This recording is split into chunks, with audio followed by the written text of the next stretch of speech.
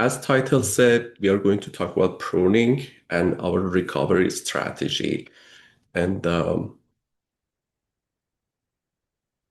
sure. Yeah. Thanks for inviting me. I'm Catherine Carter. I'm the tender fruit and grape specialist with the Ontario Ministry of Agriculture, Food and Agribusiness in Ontario, Canada. And we share many of the same challenges that you face in Michigan. And so thank you for inviting me to join.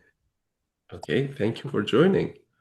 As you see here in my presentation overview, I'm going to start with one quick introduction, and we will dive into the winter physiology.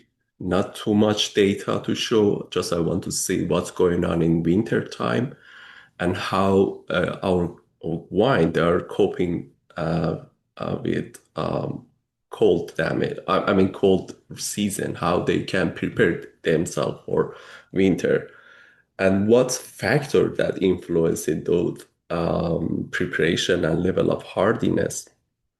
And then we will talk about how we can assess the cold hardiness and how we can manage potential cold damage. So I'm starting new program. Is education on the strategy.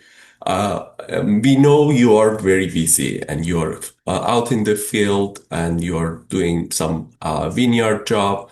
We are going to provide some very digested and very small educational content. We call it macro learning. And the micro learning is going to be shared in through social media and my GrapeNet. It's a group of people that are in my email list.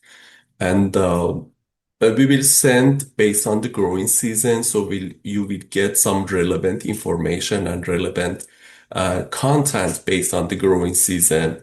And there are a few line text with a nice background, informative photo, or they will be a very short video. So if you are interested, you are welcome to scan these QR codes. Um, those educational content will be shared in these platforms. I will stay for another 5 seconds. So if you don't have time, just take a picture of the screen and then you can scan QR codes one by one. So this is the way we are going to provide educational content. Please feel free to join us. 1, 2, 3, 4, 5. So this is very obvious that winter time is getting more warmer and growing seasons getting longer. And as you see here, this data show within since 1970, the temperature here in Traverse City area raised around 6 degree. So it's winter time is 6 degree warmer than past. And this is due to global warming. And here's other data that show in southern Michigan, in Benton Harbor region, we are accumulating more growing degree day. Those red dots, the Michigans. See, I know it's not the clear trend is within next last 30 years. And the red and black dots that are related to Napa Valley. Napa Valley getting warmer and warmer as well. But the climate change, it's happening here faster. So, but is it really problem to have longer growing season and warmer summer? I don't, although it's introducing some opportunity for us. In the past, we couldn't grow Merlot here, but we are growing Merlot in Northwest Michigan. And this is due to global warming. The problem is the winter time temperature is not stable like past, and and it's winter time getting more unpredictable, and we are getting more uh, cold snaps and polar vortex. Actually, the polar vortex itself is not correct term to mention because polar vortices always happen in 5 to 9 miles above surface of the Earth, and we have always polar vortex. But in mild winter, when temperature rise and move up, it can disrupt this polar vortex and cause jet stream. And jet stream is the problem because it creates a channel that cold and heavy air can flow to the surface of the earth and cause some severe cold problem in surface of the earth. I'm gonna show you this. This is a polar vortex or a cold snap in 2026. As you see here, cold air from uh, in the polar region just flow to the earth, and most of the northern um, part of the country and most of the region in Canada affected by this cold snap. Okay, let's talk about um, dormancy and about the some winter physiology. Dormancy is an ability and a mechanism to be prepared for cold winter, for dormant season. So it's a mechanism, and it started from harvest all the way to bud break in springtime. And as soon as the grapevine recognized the length of the day as decreasing and temperatures dropping, she started to acclimate and be prepared for winter time. And if temperature drop below 50 at 10 C, and grapevine will shut down the photosynthesis and reduce early metabolomic analysis and store all the carbohydrate as a starch in storage tissues. And oops. And this time and reach to endodormancy. Ecodormancy. Ecodormancy, as you see, is eco. Eco means environment. So it can respond to environment. If you cut the buds and keep it in warm place, it will grow. And because it's not deep sleeping, it's just beginning of the dormancy. And this is an example.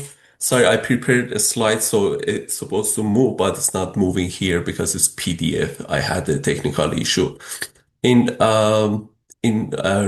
early October here in Michigan, we had some days the temperature rise to 70 degree. And due to this unusual warm days, we had secondary growth. Those secondary growths has a detrimental effect on cold hardiness. It can ruin the ability of the plants to survive in a cold. So we don't like this, but this is something we can't control. It's mother of nature. And as we, excuse me, move further, grapevine start to acclimate further and reach to endodormancy. Endo means inside. So something inside the plant prevents growth, like abscisic acid and other hormones can prevent growth. It means if you cut the plant and leave it in the warm place, they won't grow. Even they will stay there like forever. And after sometimes that the grapevine recognize, okay, something happening and it is time to wake up, start to deacclimate. This is only because of the temperature change.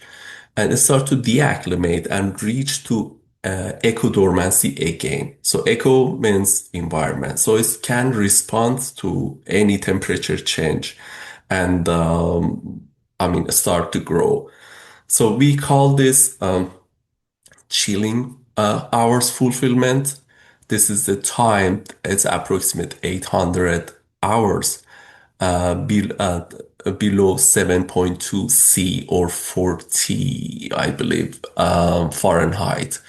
We can count the grapevine can count actually the hours it's below this temperature. And as soon as the warmer, change the environment and it became warmer and it start to respond and the biological clock of the plant start to it's the alarm time. So it's time to wake up and you can see visually that buds they are swallowing.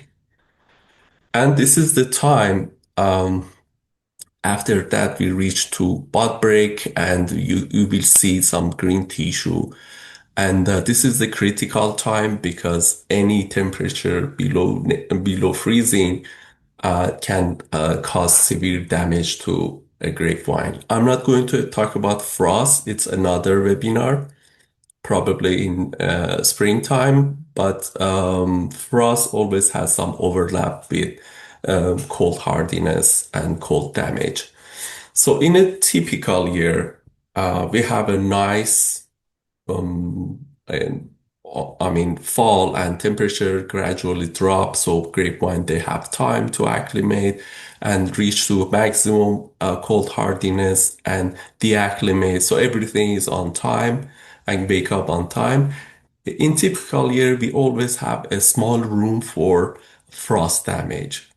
But in a mild winter and warmer winter, as soon as the grapevine reach to the chilling requirement, it can respond to environment since it's spring start earlier, they can grow earlier as well. So this is the time we have more time for frost damage. And we have to be caution about when the winter is milder, specifically in hybrid, I will mention later. But in cold and long winters, so everything happen later, so we don't have that much risk for frost damage. Probably we have few percent, but it's very negligible. So let's talk about cold hardiness.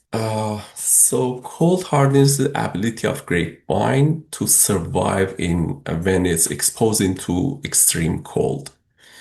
And as you see here, as I mentioned, we have acclimation and reach to maximum cold hardiness in usually in early January or late December, all the way to late February and beginning of the March. The most of the grapevine they deacclimate, but this is very dynamic. And it's based on the variety is different. So as you see here, um, we have LT50. This is bud mortality, and this is the acclimation, deacclimation, maximum cold hardiness. As you see here, all the hybrid variety or the variety has the Riparia genes. They are really fast. They can acclimate very quickly, reach to maximum cold hardiness, stay there for a short time relatively, and deacclimate again faster. So those variety with Riparia genes and hybrid plant, grapevines, they are really susceptible for they can wake up faster, so they're susceptible to frost. But vinifera is like turtle, is moving very slowly, reach to its maximum cold hardiness based on the variety. Obviously, is different and deacclimate later as well. So this is something that shows that vinifera is very conservative and we have less frost damage in most of the Vitis vinifera. This is very interesting. As you see here in the left, this is the level of hardiness. We have Syrah, We call it Shiraz, and all the way to Foch and Concord. This is level of hardiness, and Riesling is just uh, exception. It's acting more look like hybrid varieties. And I want to take your attention to Foch. And if you see in the right, Foch is the very first variety that can bud break. So although it's super hardy, but it's super susceptible to cold, I mean frost damage because it's break up early. And it can last hardiness 5.5 degree per day. This is super quick. And so let's talk about I'm sorry, what factor can influence the level of hardiness. I'm talking about a dormant season.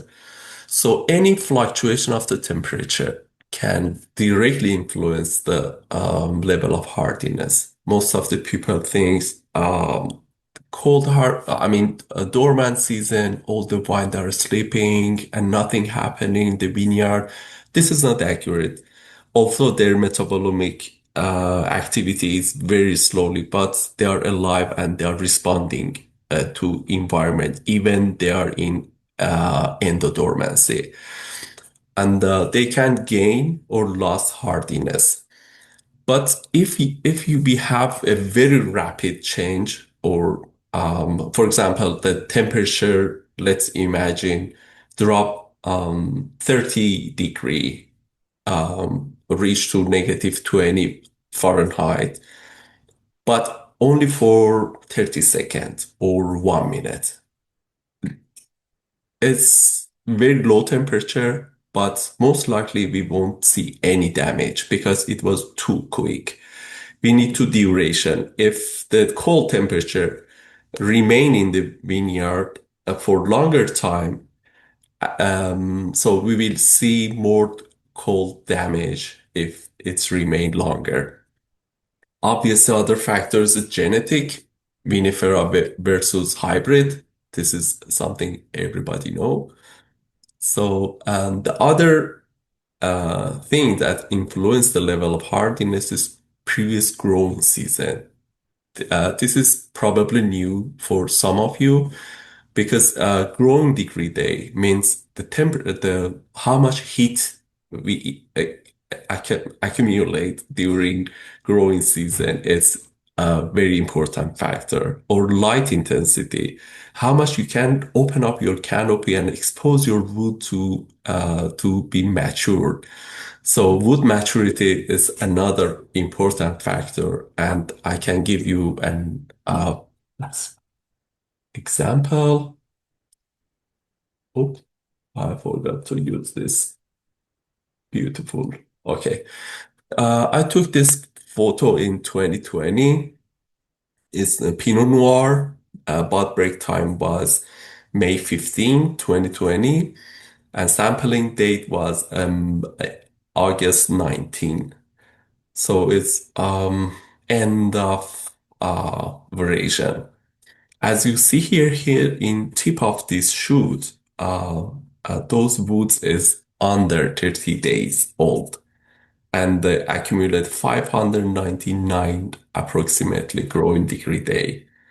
And next step with the very mature leaves, you can see this part of the canopy is approximately 50 days old, over 1000 GDD. And the center of the cane accumulate 1300, more than 10, but 1400 growing degree day, and the very basal part of the shoot is more than 90 days old and accumulated around 1700 growing degree day.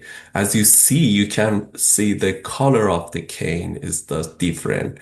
The tip of the shoot is just red greenish, and center is darker, and the bottom of the cane And I mean, first portion of the leaf is more brown, and it shows the lignification, and you can see the difference. I ran a DTA test. I will explain what is the DTA test to see how much they are different. It was very different. So wood maturity is really important factor. Okay, back to this.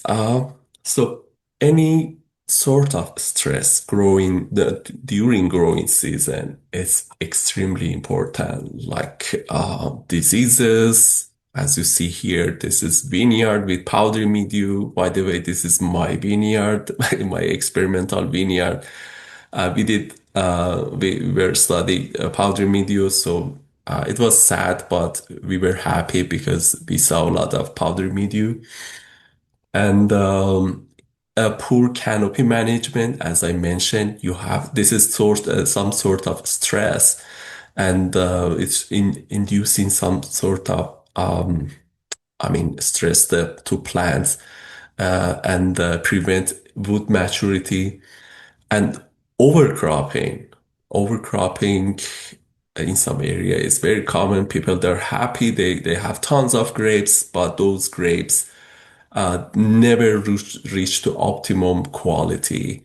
And the other factor is undercropping. And in some vineyard, they remove too much. In this case, it's just maybe it's accidentally they remove, but we don't have that much crop here.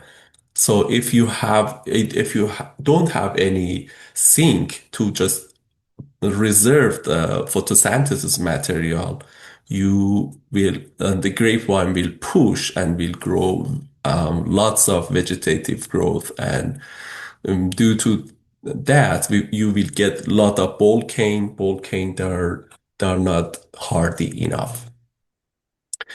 Late harvest. Some people they don't have time to harvest, or they let the grapes be in the vineyard to reach just dehydrate grapes. But if you keep the grapes for longer time, the grapevine never had chance to reserve some photosynthesis material, like transfer it to starch and use it in colder season. So the grapevine, they're gonna starve, kind of. This is our recent cold snap. As you see here, I really like this table. I always use in my presentations.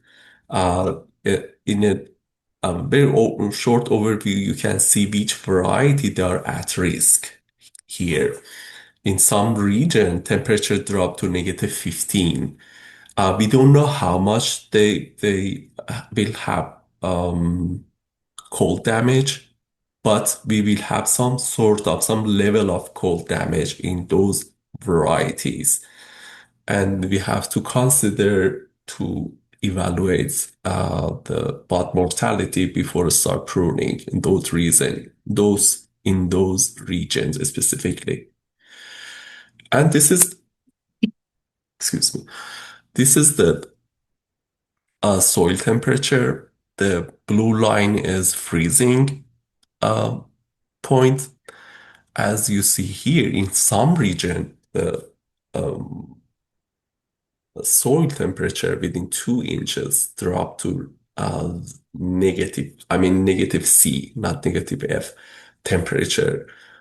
We don't know they have a freeze injury in their root and rootstock, but this is something we have to consider because any damage to root system, it's gonna be severe. Also, it can just you probably will lose the entire vine due to this root damage. Okay, let's talk about how we can assess cold injury. If you search, you can see a protocol for just evaluating a cold injury. But I'm gonna just challenge those protocol because to me they are not accurate enough. Because when you are spore pruning or cane pruning, your target wood has to be different. So in case of spore pruning, the fruiting buds is first 2 or 3 buds max. So if you check the center of the cane and cut them and say, okay, I have, for example, 50% bud damage, but you have to see first 5 buds because that area is important for us in spore pruning. In cane pruning, the story is different. So we need to go based on the size of the vineyard and topography of the vineyard.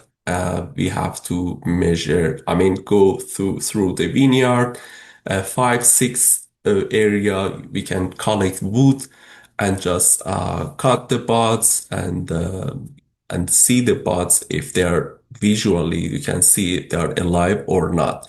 They have to label, I mean woods and because easily you can forget which one is which.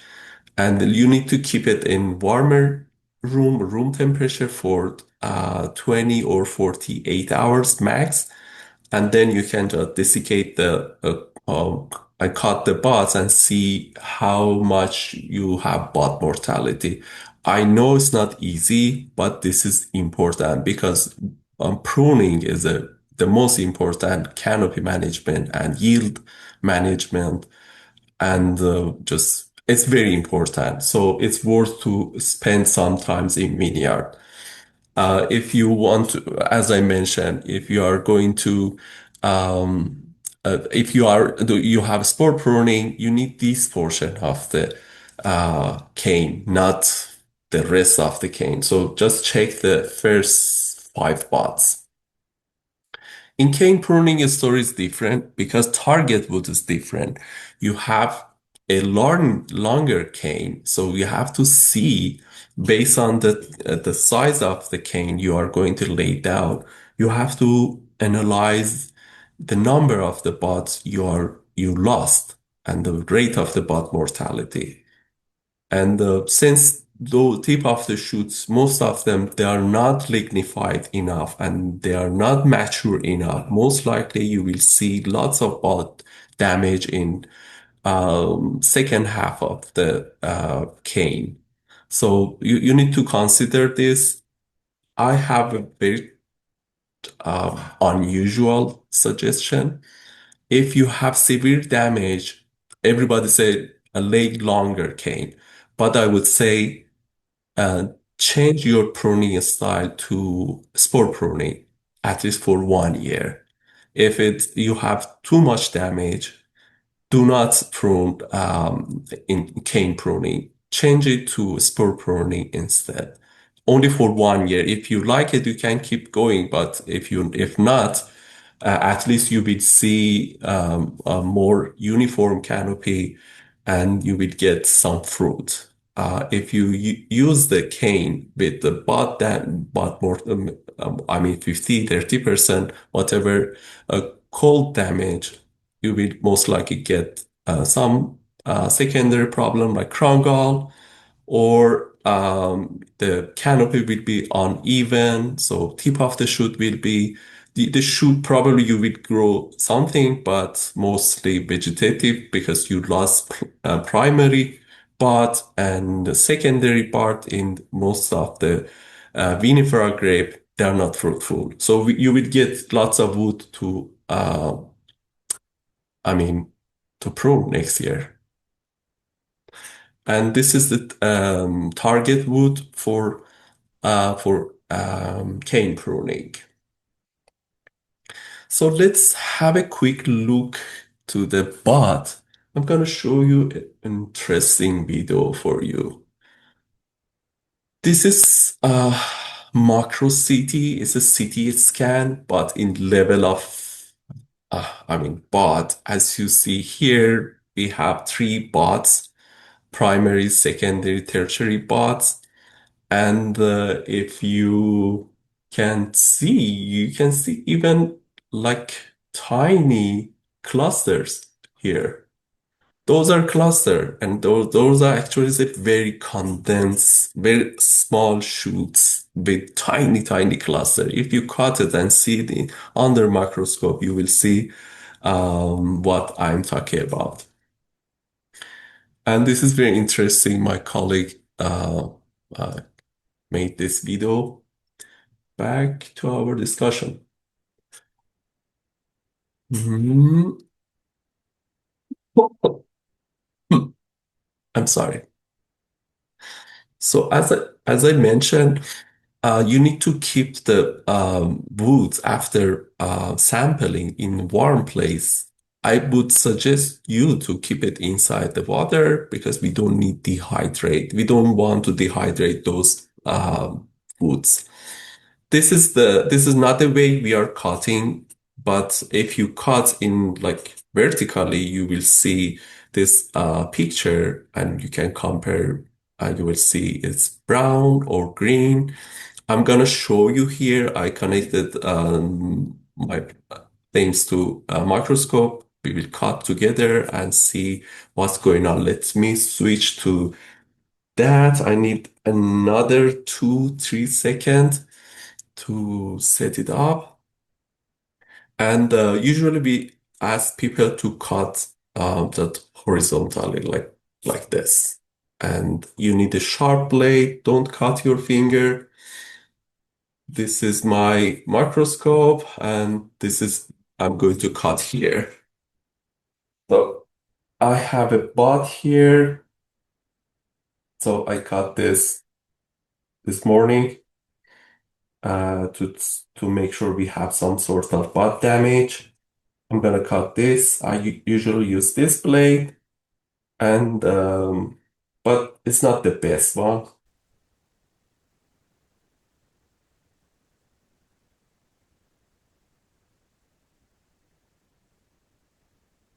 Okay, it's in under. Oh, here you can see primary is secondary, tertiary is under this woody part. So I'm gonna keep cutting.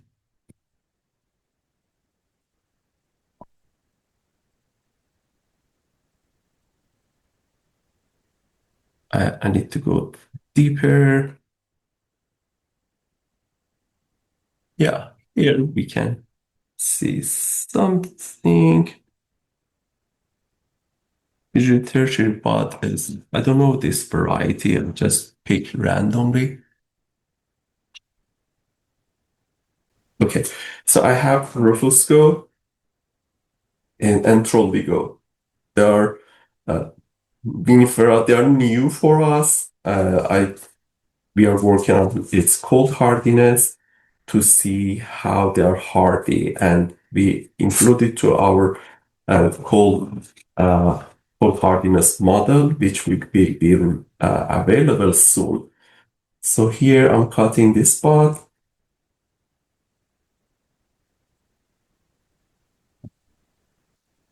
No.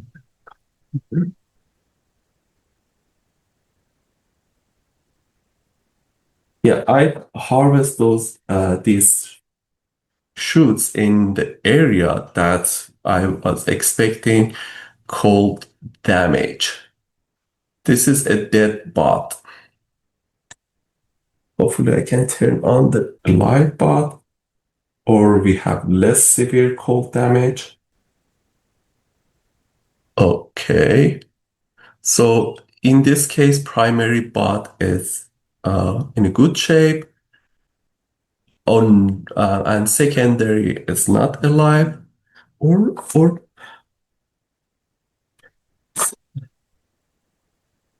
hybrids.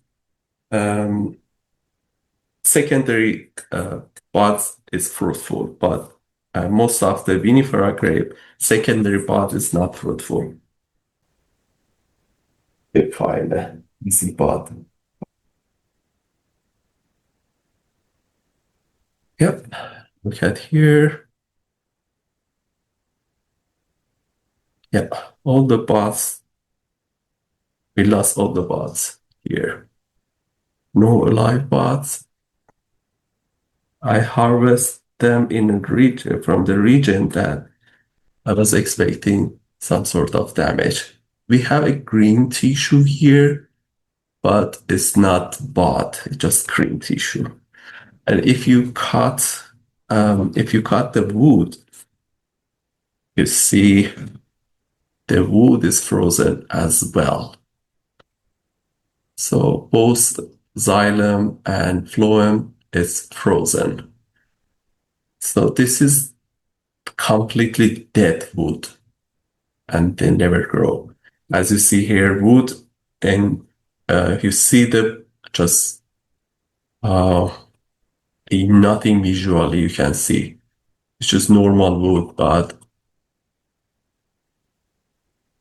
if you let's compare, this is completely dead wood and this is alive. They're both same color almost. Nothing visual you can see. Back to the presentation. So yeah, this is the wood, healthy wood in left. Phloem and xylem is both. No, actually, here we have dead phloem and xylem is healthy. Both xylem and phloem. So we have some sort of damage in the left. Both they are not alive. So how we can compensate the damage after assessing? So we find out, okay, we have that level of damage. If the damage is about 10, 15%, you don't need to do anything. Just prune as a usual. And if the bud mortality is between 20 to 50%, you need to leave longer wood in some case. I mean, longer shoot. If you are usually prone one or two bud per spore, you can leave longer, 3, 4 spore. If it's more than 50%, 60%, and 65%, all the way to 70%, you need to double the number of the bots per foot or per spore. So you need to just double the number of the standard pruning. If it's more than 70%, I would suggest to do not prune. Just leave it as is because we need to see how grapevine is responding. We have to wait to see how much we're gonna get growth, and so the grapevine gonna respond.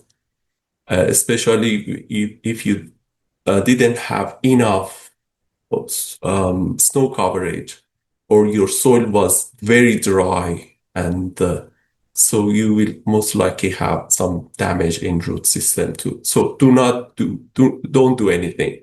Leave it as is, and in growing season you will find out how to just solve the problem, because after that you will get in some case you will get tons of vegetative growth, and you will see crown gall and some other issue. So you have to have pick the right strategy after bud break and after you visually see how much you have damage and which wines does that survive, which one not. So, but how we are assessing in the lab? So this is my DTA setup. And if you are interested, you can scan this QR code. You will see how we are doing DTA tests. It's a short video, 3 minutes. And you can see how I'm sampling, I'm explaining when I'm doing the job. Actually, it's just, you will read. I'm not talking. So I have DTA plates. Let me bring one of them here.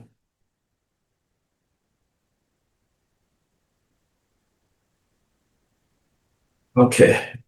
One of my DTA plates is This is prototype actually. Uh, the older one was steel. So we had lots of temperature fluctuation. We had noise. So I turned to plastic one and noticed we are getting more clean, nice data. And the yellow one is the plate we designed and printed. So it's a 3D printed and it's getting more attention from other university. We are sending them to use. And this is a scientific way to see how much we have bud damage. Let me explain here first. So if you see here in this plate, we have a sensor here. So this sensor is very sensitive. We cut the buds and leave the buds, as you see here in the picture, there and close it, connect it to data logger. It's here, to data logger, and then we put inside this freezer. This freezer can gradually reduce the temperature and until the bud reach to a critical temperature and then release a spike of energy, release some sort of heat. And this sensor can detect that heat. As you see here, this line, lower line is temperature, and the other line in top of this graph is um, high temperature exotherm. It means the moisture between cells they are freezing, those peaks related to that. And the low temperature exotherm is the actual bud release heat and die. So this portion of the data is useful for us because we are measuring in which temperature 50% of the buds they are freezing. So we call it LT50. And we develop a model based on this data. Okay, how we can minimize cold injury? So, so we have three strategy. One, immediate action, what we have to do right away after cold snap. Delay pruning. Don't rush. I know most of you don't have enough labor, so you are in rush to prune your vineyard, get the job done, and prepare for growing season. But if you rush, you will lose a lot in some years. So you have to be careful about that, especially if you have you don't got enough snow when you got the cold in the cold snap time and your soil was if you don't have enough snow on the ground to protect grape union and root system and you have a sandy soil like here in Michigan, irrigate for example you're expecting cold snap tonight, irrigate this evening, and as soon as the cold snap come, the first layer of soil will freeze and protect the rest of the root. So, and water can hold a temperature better than soil, specifically in sandy soils. So irrigation is very helpful. Do not apply any nitrogen in late season. And in some case, you can just cover the graph union because the most sensitive part of the plant, where is the two plants just joined to each other, graph union is very sensitive. If freeze event happen in that area, you will lose entire vine or you will get severe crown gall. So protect that area. You can just heal up the soil, just protect the graph union, or you have some snow, you can cover it with the snow. It's very helpful. And we have some uh, I can show you, I have some product here, and that product is helping. It's kind of a polymer based on the is it it's a plant base. So you can spray it, increase the hardiness.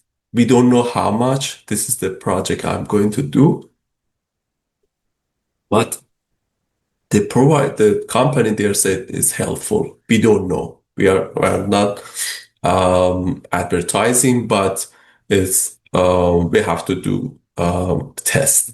But the label says it can increase the hardiness and also protection of grapevine in freeze. I will ask my colleague to bring it. White, could you please bring the Osmo, please?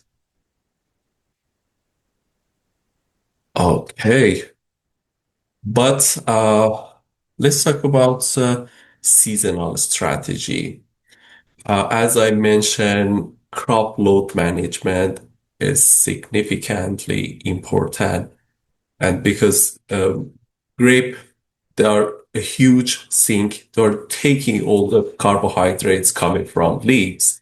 And if you have too much fruit, just the grapevine is struggling to produce enough carbon to reserve in that portion of the fruit. This is the product. A Canadian company produced this product. Um, we are going to test uh, this product. I run a test, and it shows some sort of increase the hardiness, but we need to repeat it. So to make sure it's really working. Back to the seasonal strategies. So anything can help the cane and wood become mature, like opening up the canopy to let the light penetrate inside the canopy is very helpful. Control diseases, be aggressive about that. I'm not big fan of chemical things, but anything can help to reduce the disease pressure or insect pressure. I would recommend. Do not irrigate and do not apply too much nitrogen because we don't need that much canopy. We need some canopy, and we need a balance between the leaf area and the amount of fruit we have. So if you have too much leaves, some fruit is not good, and vice versa. So this is very important. Prevent drought stress, end of growing season. I wrote an article because I noticed some of the grower, they are leaving vineyard as is when the after harvest time. So okay, we are done. Let's have some fun. But if drought stress happen in that time of the year and you are not irrigating the grapes, tip of the roots, they're gonna dry. And after that, you have a cold, acclimation, deacclimation. But when growing season start, you will see your canopy is not as as usual, and it's not uniform. In some part of the cane, the shoots is tiny. Some part is very long. It's not uniform. It's not growing uniform. One of the reasons it could be drought stress late in the season. So irrigate when your soil is very dry, even when you don't have any fruit. Uh, a renewal cane is always helpful. Uh, uh, so um, So in cool climate region, we always recommend to have more than one trunk. So you need to renew trunk. When you see for example, you have some sort of damage. If you don't have any damage, do not remove. Some people, they are renewing a trunk based on time, every 2 years, every 3 years. But if they're working and they're healthy and they're producing, do not remove it. This is it has a long story. Probably I will hold another meeting about pruning and renewal because it's very long. It has a long story why we are not recommending to renew when we don't need it. So healing soil as I mentioned, uh, multi-trunk I mentioned. So uh, after cold, adjusting pruning is important. We already discussed, we covered some of them. So I just make a list here to have an overview. And in some case, if it's possible, you have enough labor, lay down entire vine, prune it, lay it down, cover it with soil. I know it's a lot of labor, but and you will get zero problem if you cover it properly the soil, and you can bring up the entire vine when you are not expecting any sort of cold damage. I have two mouse.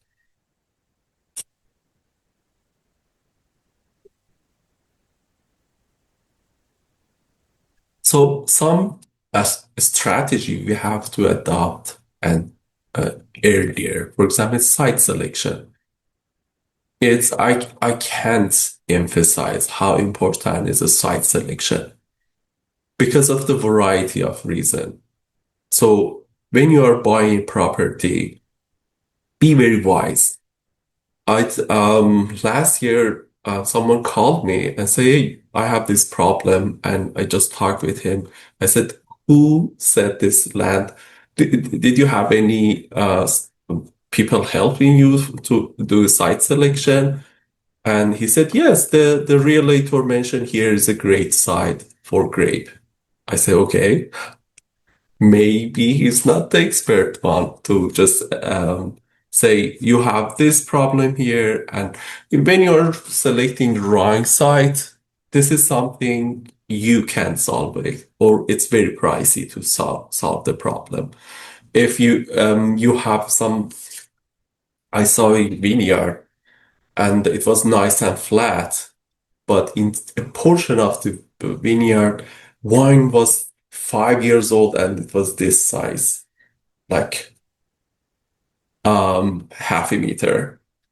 And I find out to level up the vineyard, they remove the topsoil and the most productive part of the soil to have a nice and flat vineyard. This is wrong because soil, it's alive. It's not just dirt. No. So site selection is important. I can't emphasize it anymore more than this. So the place you are planting, so you have a good site, it's a nice slope, and you are planting, and make sure you have a place the cold air can drain. And if this, sorry, this is the slope, some people that are planting like this, which is fine, but the problem is in some area can prevent cold drainage. I know it's not possible to do like this from top to bottom because of the soil erosion and other problem, but we have to consider to remove any vegetation under vine when growing season is gonna start and avoid any obstacle and let the cool air go and just don't uh, bother your plants. Choose right rootstock. Here is 10114 and 3309C is very popular. And I talked with a nursery. I said, why it's you have only these two? And say, because it's easy to graft. So those the people that are selling grapevine, they really don't care about our situation. They're thinking, okay, I can grab 114 easier. In some cases, okay, because 114 and it's good for some variety and it's working good here.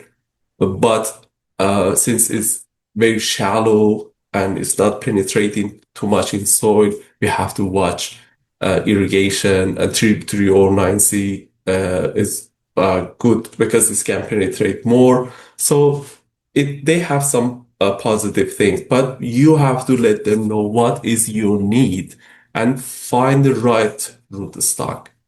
Don't allow them to give you whatever they have.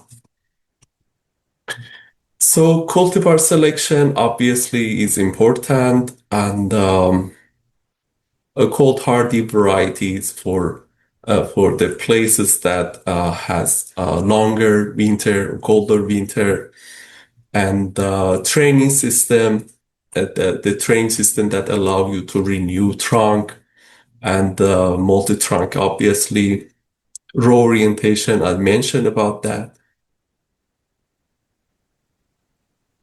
This is a site. It has multiple zones. Top of the hill is zone 4. Most likely, since it has a very well drained area, the level of cold damage is lower.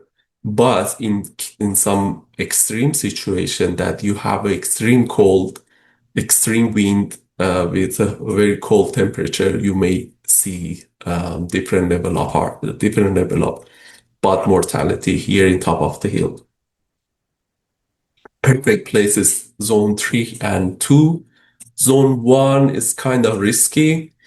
And in the center of the vineyard, we have a place that all the cold air will trap. Question for you. What variety is suitable for that place? Do you think if we plant a super hardy grape is a good to plant in that area because they're super hardy? The answer is do not plant anything because if you are planting super hardy grape in the place that trap the cold air, you will get frost damage. So because of that reason, your super hardy grape will deacclimate fast. And since the place is trapping cold air, your plant will exposed to extreme cold. So they won't survive. May survive or you won't get enough fruit. So do not invest that area. Anything. So take home message.